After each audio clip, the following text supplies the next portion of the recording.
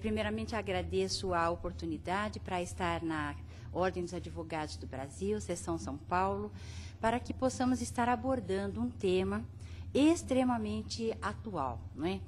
Por quê? Porque no último dia 13 de abril de 2010, hoje é dia 28 de abril, né? Nós tivemos o novo Código de Ética Médica e que fez ressurgir mais uma vez a polêmica da velha eutanásia, né? E é muito importante que nós, enquanto operadores do direito, possamos estar afinados com algumas peculiaridades médicas, até para que não venhamos a estar fazendo impropérios nas palavras, né? É muito difícil para nós assumirmos que não conhecemos a linguagem fora do direito, e é a nossa realidade. Então, o objetivo desta nossa conversa, dessa nossa palestra, é justamente saber o que teria mudado ou o que mudou de forma efetiva com a implantação ou com o surgimento do novo Código de Ética Médica, ok? Quando nós falamos em eutanásia, nós temos que ter a certeza de que ela é um instituto muito antigo, né? E que ela significa o quê? Ela significa a boa morte, tá? Muito embora nos dias atuais, né, nós não saibamos o que representa a boa morte, porque a cada vez queremos que tenhamos mais vida, a idade média do brasileiro aumentou e aumentou bastante e com muita qualidade, nós sempre estamos indagando este momento, porque a única coisa que nós temos certa é o quê? É a chegada da morte. Então, a eutanásia é uma palavra de origem grega e que ela significa boa morte. Esta boa morte também pode ser traduzida como sendo uma morte sem dor, né? Uma morte sem sofrimento, uma morte digna. Levando em consideração a postura da pessoa que venha a tirar a vida de outra pessoa, ou seja, ela vai estar praticando algum comportamento para tirar a vida da outra pessoa, nós chamamos que esta venha a ser uma eutanásia ativa, né? Eutanásia ativa significa que uma pessoa de forma deliberada, ela tira a vida de outra pessoa praticando um determinado comportamento. Por outro lado, a eutanásia passiva, ela é aquela em que a pessoa tira a vida da outra pessoa não por ação, mas sim por omissão, ou seja, ela deixa de fornecer àquela pessoa o que seria necessário para que ela pudesse continuar com vida. Muitos fazem a afirmativa e acredito que são poucos os que discordam desta afirmativa, é que a eutanásia passiva, ela é sinônimo ou ela é conhecida como a ortotanásia, né? E quando nós falamos em ortotanásia, estamos falando exatamente desta peculiaridade em que estamos diante de uma pessoa que deixa de fornecer a outra pessoa uma medicação ou algo que seria necessário para que ela tivesse uma continuidade da vida. Esta ortotanásia é a que vem disciplinada no novo Código de Ética Médica. E a peculiaridade desta inovação é que na ortotanásia disciplinada no artigo 41, parágrafo único do Código de Ética Médica, ela afirma que aquela pessoa, ela está em uma determinada situação de doença terminal, estando ela consciente, ela deverá estar fazendo a autorização ou dando a autorização para que tudo aquilo que a mantém viva possa estar sendo retirado. Então, este consentimento e a autonomia da vontade do paciente é primordial e veio de uma forma peculiar e de uma forma enaltecedora no Código de Ética Médica. Aqui, em relação à ortotanásia, e a partir de agora é sobre ela que nós estaremos falando, nós constatamos que quando eventualmente aquela pessoa não venha a dar a autorização, nós estaremos diante de uma ortotanásia o quê? Involuntária, ou seja, é aquela em que a pessoa não queria ou não quer ter os seus medicamentos ou não quer que a sua vida seja deixe de ser prolongada. E são esses os aspectos maiores que estaremos abordando, ok? Então, a partir destas linhas ou dessas definições e daquilo que efetivamente houve de modificação na legislação médica, é que nós estaremos desenvolvendo a nossa linha de raciocínio. Então, estaremos falando do direito à vida, do direito à morte digna, estaremos falando da eutanásia passiva, conhecida como ortotanásia, e, acima de tudo, a ortotanásia voluntária. Registre-se por oportuno que a ortotanásia voluntária também é aquela em que, muito embora o paciente em estado terminal, onde aquela doença não tem possibilidade de cura, nós estaremos tendo a possibilidade do seu representante legal fazer a autorização ou dar a autorização, desde que ele tenha conhecimento da vontade do paciente enquanto ele estava lúcido, tá? Por quê? Porque quando se pratica a eutanásia, seja ativa ou passiva, sem se saber o que é que o paciente gostaria que fosse, qual seria a vontade do paciente, esta é a denominada eutanásia não voluntária, ok? Então, a eutanásia voluntária, o paciente, ele mesmo quer, ele mesmo dá a autorização. A eutanásia involuntária, ele não quer a eutanásia. E a não voluntária é aquela eutanásia que ocorre com o consentimento de familiares, sem que se saiba qual era a intenção ou a vontade do paciente. Então, assim, só sintetizando a ideia, né? Sintetizando a ideia daquilo que nós estaremos abordando, é justamente a ortotanásia, né? Não esquecendo da definição, no sentido de que a ortotanásia voluntária é aquela em que o agente ou o paciente, ele quer que pare de ser ministrado o remédio, por exemplo. Ele ou a família que sabe que esta era a vontade daquele paciente. A ortotanásia involuntária é aquela que é feita sem o consentimento do paciente. E a ortotanásia não voluntária é aquela que é feita com o consentimento dos parentes, só que este assunto nunca tinha sido abordado e não se sabe qual seria a intenção do paciente em relação à sua situação de vida terminal, né? É um assunto extremamente polêmico e um assunto muito difícil de ser tratado, principalmente quando nós estamos com saúde, né? Porque a vida, quando ela é plena, quando ela é saudável, quando nós nos regozijamos, né, com o nosso dia a dia, com as nossas vicissitudes, com as nossas fraquezas, com as nossas vitórias, derrotas, enfim. Nós sabemos aquilo que nós queremos e os nossos objetivos.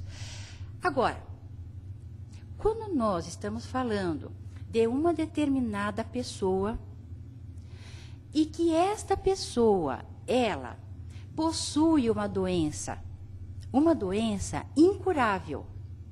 Uma doença incurável e que, acima de tudo, não existe qualquer perspectiva de retrocesso.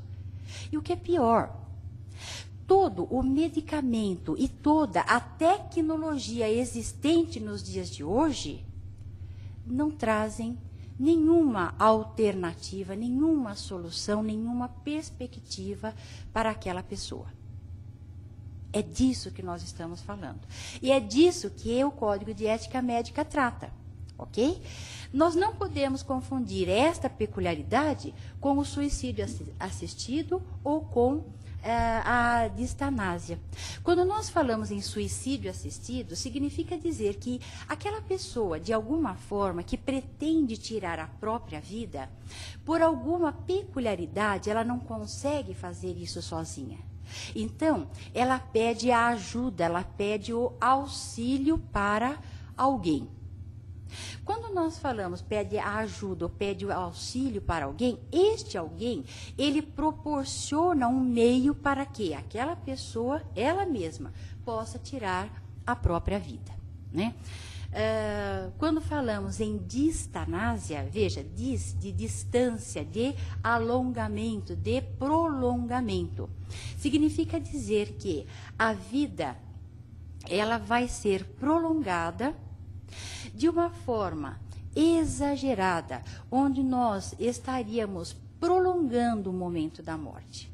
E que esta vida, por diversas e diversas vezes, podem ser constatadas, que essa vida pode ser constatada que não possui ou que não tem qualquer qualidade. Isso representa a distanásia, ok?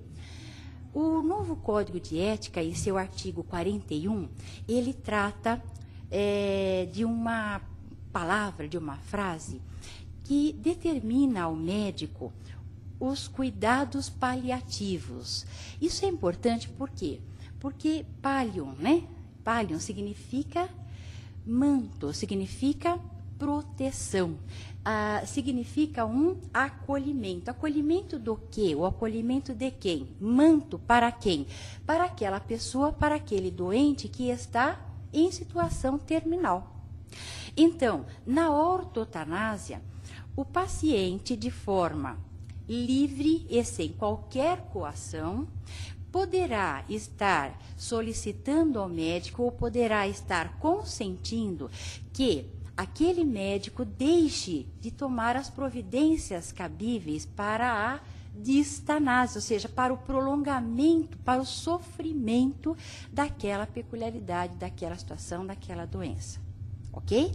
E que estes métodos paliativos ou esses cuidados paliativos devem existir sempre. Para quê? Para que haja de uma forma efetiva a morte digna. Este conjunto de conceitos estão dentro desta ortotanásia. A ortotanásia, enquanto eutanásia passiva, significa que nós temos que ter um conjunto de fatores onde vai estar prevalecendo a vontade do paciente ou de seus familiares. Há a necessidade dos cuidados paliativos, ou seja, não basta pura e simplesmente uma omissão, porque isto representaria, sim, uma situação em que o médico ele não estaria de forma nenhuma beneficiando o paciente, e sim estaria se omitindo, o que evidentemente o Código de Ética não permite, não proporciona, não é? A mistanásia não se confunde com a eutanásia, não se confunde com a ortotanásia, não se confunde com o suicídio assistido e com a distanásia. Por quê?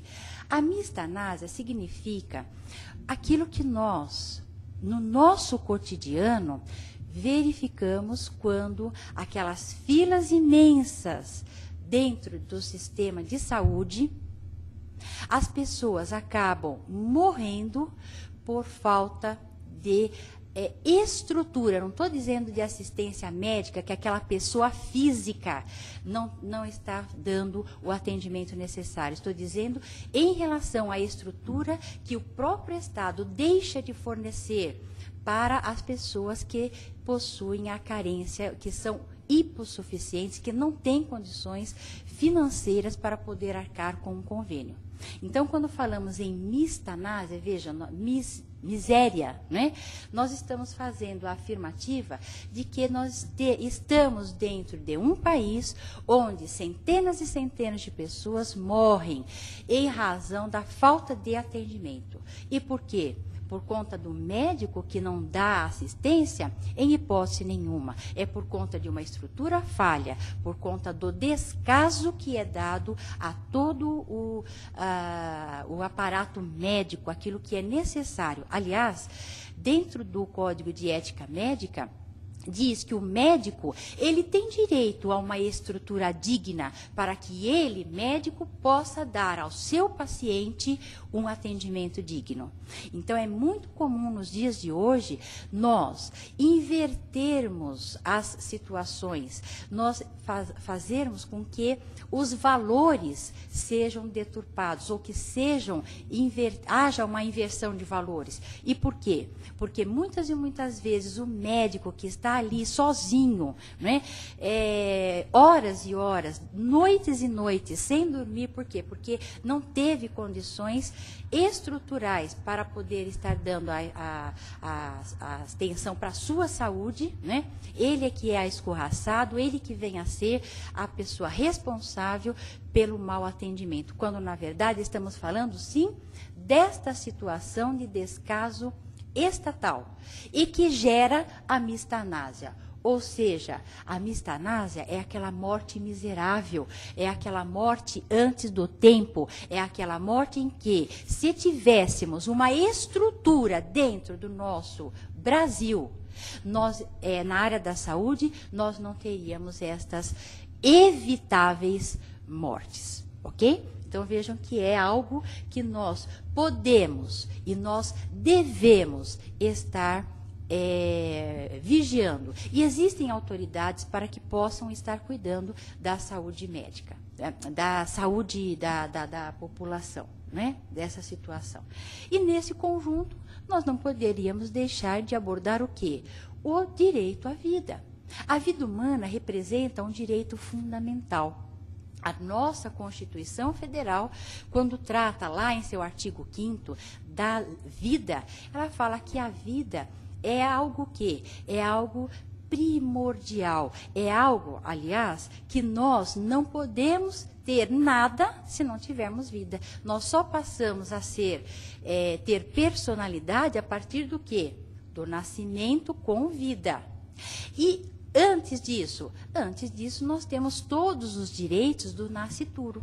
É aquela peculiaridade do ser que está em geração e que, muito embora não seja considerado uma pessoa, por quê? Porque ainda não teve o seu nascimento com vida, momento em que há a personalidade, nós estamos dizendo que o direito já protege aquele ser antes do nascimento.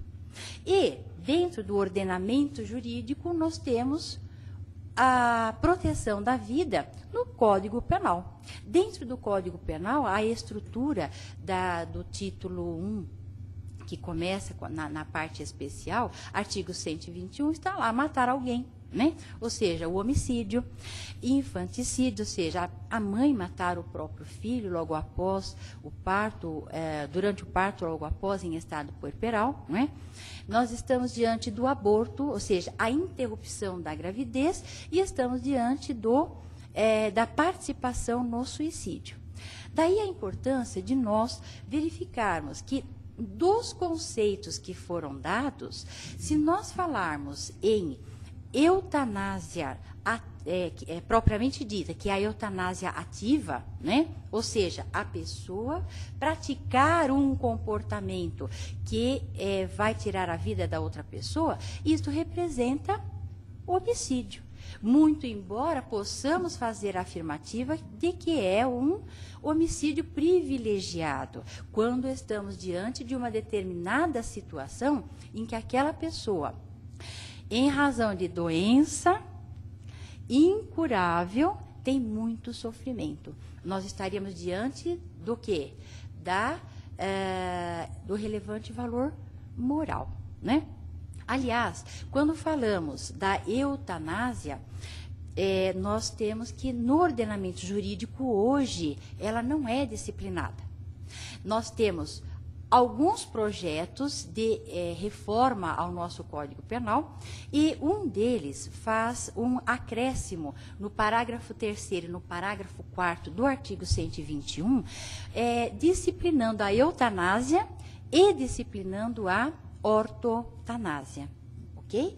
Então, nós, quando falamos em ortotanásia dentro do nosso ordenamento jurídico ou falamos em eutanásia, não estamos dizendo que dentro do Código Penal haveria a permissibilidade ou a disciplina, e sim em um projeto de possibilidade de disciplina, ok? Aliás, sobre isso, daqui a pouquinho nós vamos estar abordando nas próximas transparências, né?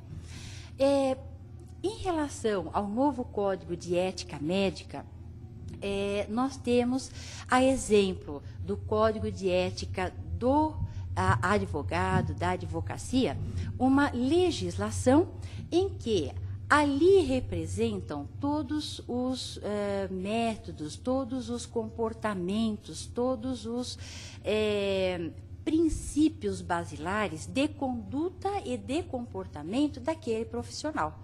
No caso do Código de Ética Médica, na postura médica.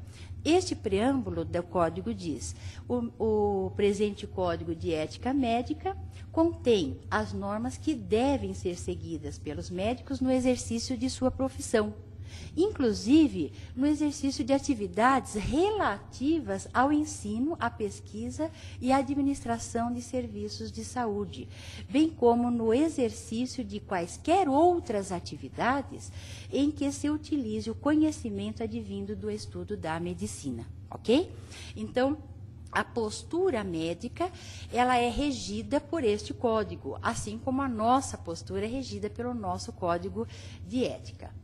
Temos ali no capítulo 4 do Código de Ética Médica os direitos humanos. E, como eu já afirmei, o Código de Ética Médica, ele faz a relevância, a preponderância do princípio da autonomia do paciente. Aliás, este princípio da autonomia representa um dos princípios do biodireito, né? Nós temos o princípio da justiça, o princípio da não maleficência e o princípio da beneficência. E o princípio da autonomia significa que a pessoa que vai se submeter a qualquer tratamento, ela deve autorizar. E esta autorização, este consentimento, evidente, deve ser um consentimento livre de qualquer coação, livre de qualquer imposição. E esta pessoa, ela deve ter a sua capacidade, a sua rigidez mental. E este princípio da autonomia, quando não é exercido pelo paciente, em razão daquela pessoa não ter mais esta capacidade mental, nós estaríamos passando para o seu representante legal, ok? O capítulo 4 do Código de Ética Médica, que cuida dos direitos humanos, diz que é vedado ao médico deixar de garantir ao paciente o exercício do direito de decidir livremente sobre sua pessoa ou seu bem-estar, bem como exercer sua autoridade para limitá-lo, ok? Ou seja, este exercício ao direito de decidir, não pode haver qualquer imposição por parte do médico, lá, bem como o médico, ele está proibido de exercer a sua autoridade para limitar a vontade do paciente, ok? Também, quando tratamos da relação dos pacientes e seus familiares, né? Médico, familiar e paciente.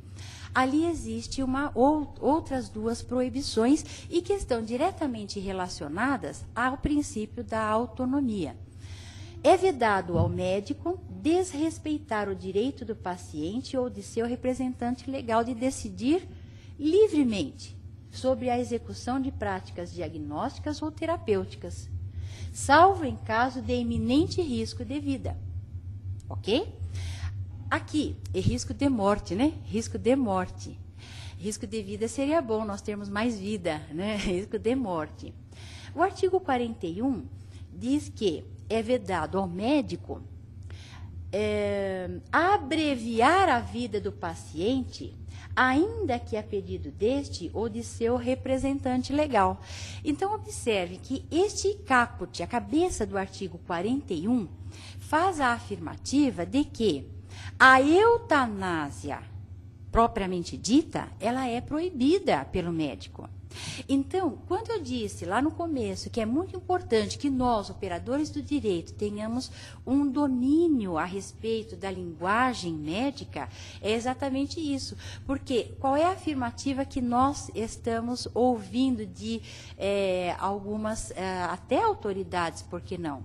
De que a eutanásia foi liberada. Não é esta a nossa realidade. Por quê? Porque a eutanásia, como nós já vimos e volto a afirmar, ela é proibida. Por quê? Porque significa um comportamento ativo de tirar a vida da outra pessoa. E esta eutanásia, nós poderíamos dizer, quando muito, um homicídio piedoso. Agora, o parágrafo único deste artigo 41 é que trouxe a ortotanásia. E ainda assim, a imprescindibilidade dos cuidados paliativos. Lendo com atenção, nós verificamos, veja só, nos casos de doença incurável,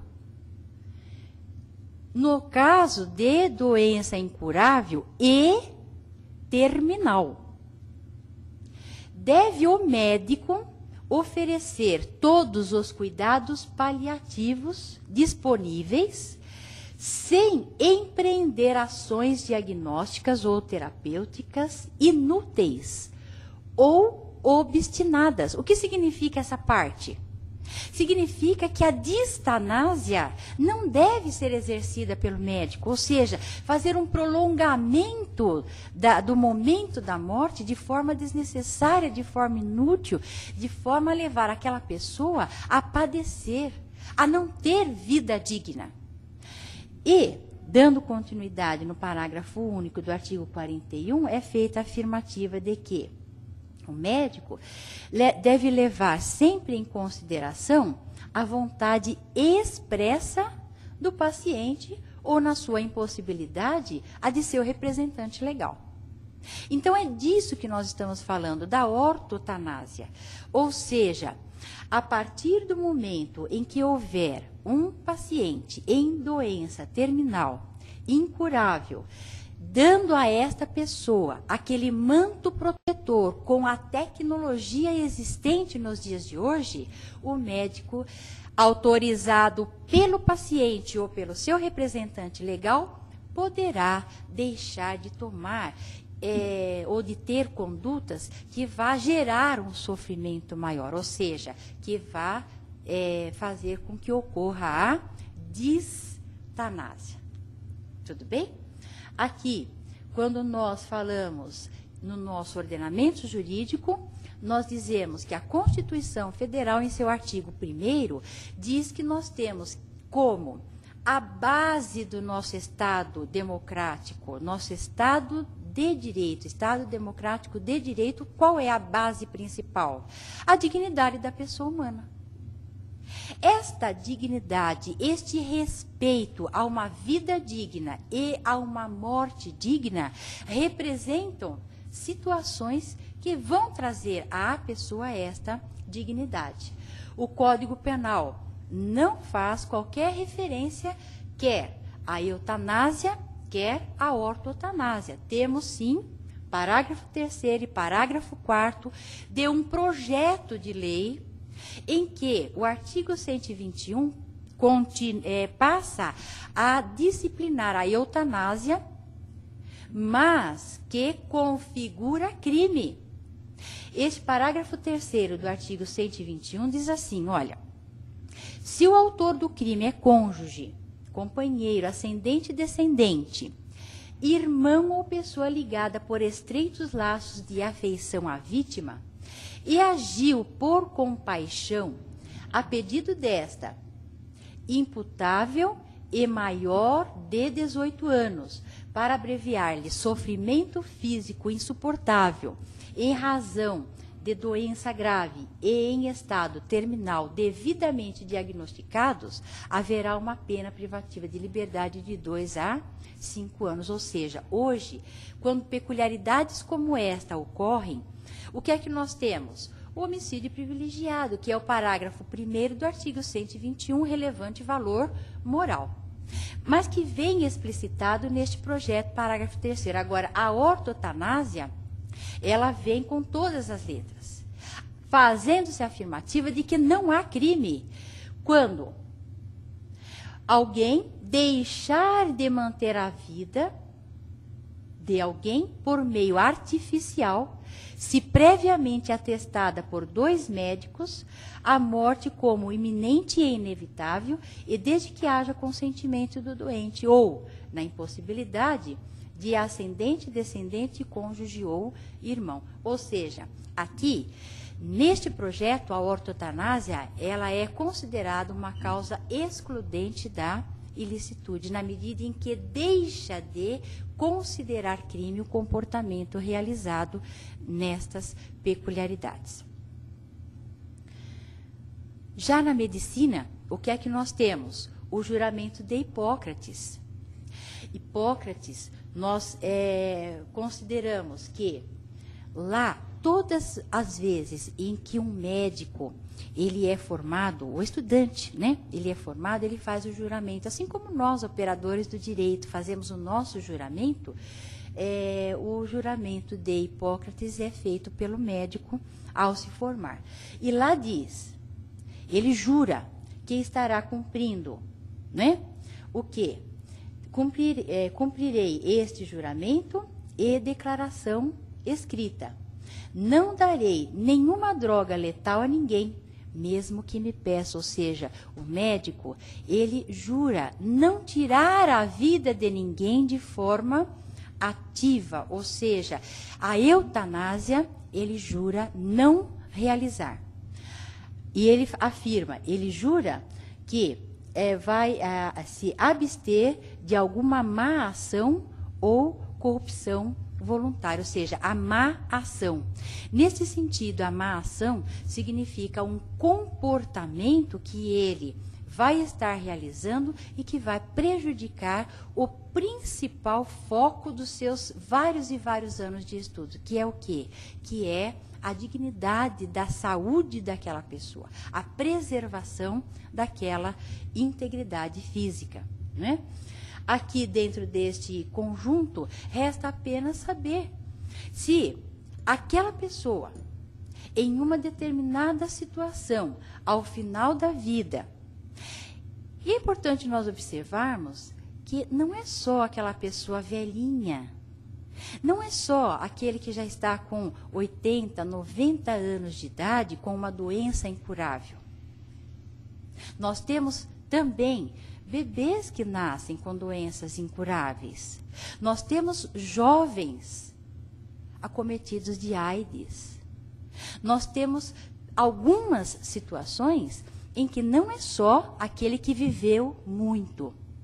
É aquele que também não conseguirá de forma nenhuma ter a continuidade, né? É muito comum a gente achar que é só a pessoa de muita idade. Então, assim, será que vale a pena estar apenas vivo, respirando através de aparelhos, sem possibilidade de dignidade? Esta dignidade que representa o respaldo do nosso Estado democrático de direito, é isso que nós temos que abraçar. Aqui, a afirmativa que faço neste final de conversa, nesse final de palestra, né? É que o ponto de equilíbrio não poderia ser outro, a não ser esta dignidade da pessoa humana. Aliás, a nossa querida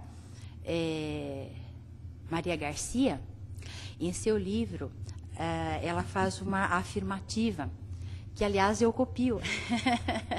Eu tenho um livro sobre biodireito e os novos desafios, né?